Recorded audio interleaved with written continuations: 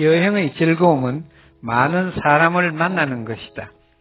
그들은 서로 어디서 왔느냐, 어디로 가느냐 등 손짓 발짓으로 의사소통을 하며 즐거워한다. 길에서 우연히 만났다가 곧 헤어지는 것이다. 무작정 떠나는 여행의 묘미는 호기심과 문제 해결이다. 문제를 해결해 나가는 것은 여행의 과정이다. 앞으로 또 어떤 일이 생길까 두려워할 필요는 없다. 문제를 해결하는 데 있어 말이 잘 통하면 쉬울 것 같으나 꼭 그렇지도 않다.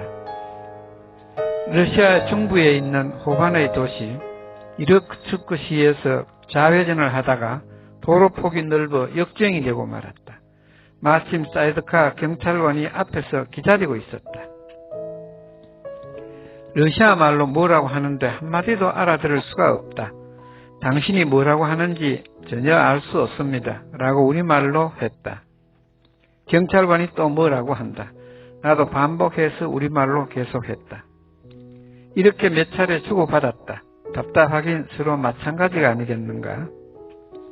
그러다가 내가 호텔이라고 말했다. 경찰관은 호텔? 그러길래 고개를 끄덕였더니 경찰관이 호텔 약도를 그려주고 갔다. 러시아 말을 하지 못하는 여행자의 행운이 아닐까? 야영장에서 만났던 호주인 오토바이 여행자는 자기도 러시아 말을 한마디도 못한다며 동물의 울음소리를 몇 가지 알고 있으면 식당 메뉴 선정에 많은 도움이 된다고 알려주었다. 그는 지금쯤 러시아 어느 식당에서 음무 하고 있을지 모른다.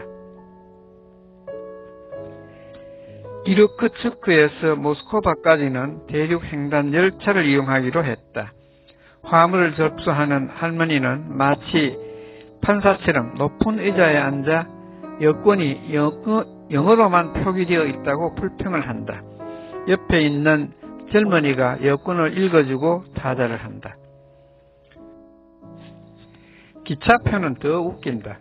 수표책만큼 큰 종이에 성명, 생년월일, 성별, 국적, 여권번호 등을 기재해서 발급하는데 10분 이상 걸리는 것 같다. 모스크바역에서 해프닝은 지금 생각해도 황당하다. 서울에 있는 역은 서울역이고 인천에 있는 역은 인천역이지. 인터넷에 모스크바역 근처 한인 민박으로 검색해서 모스크바역에서 걸어서 5분 거리에 있다는 민박집을 예약하고 약도를 뽑아서 모스크바역에 내렸다. 시가지와 약도가 영 딴판이라서 당황해서 민박집에 전화를 했다. 그랬더니 민박집은 여기서 800km 떨어진 상트페테르부르크라 한다. 모스크바역이라고 하지 않았느냐고 되묻자 네, 모스크바역 근처에 있습니다 라고 한다. 어떻게 된 일일까? 러시아에서는 상트페테르부르크에서 모스크바로 가는 기차역을 모스크바역이라고 한다. 즉 러시아에서는 인천에서 서울 가는 인천역을 서울역이라고 한다는 것이다.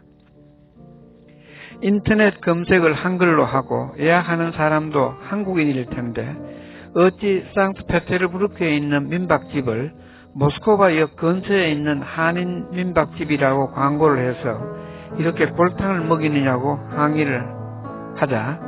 항의를 했다. 로마에서는 로마 사람이 되라.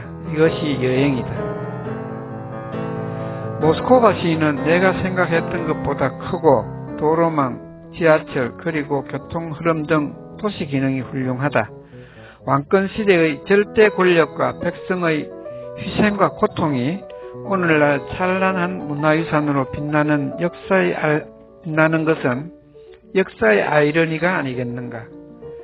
붉은 광장의 아름답고 유명한 건축물, 성 바실리 대성당, 크렘린궁, 역사박물관 등을 보기 위해서 전 세계에서 수백 명이 몰려와 행복해하고 있다.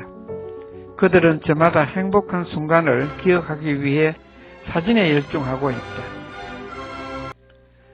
나는 행복해하는 이 사람들의 모습을 카메라에 담기 위해 노력했다. 나는 행복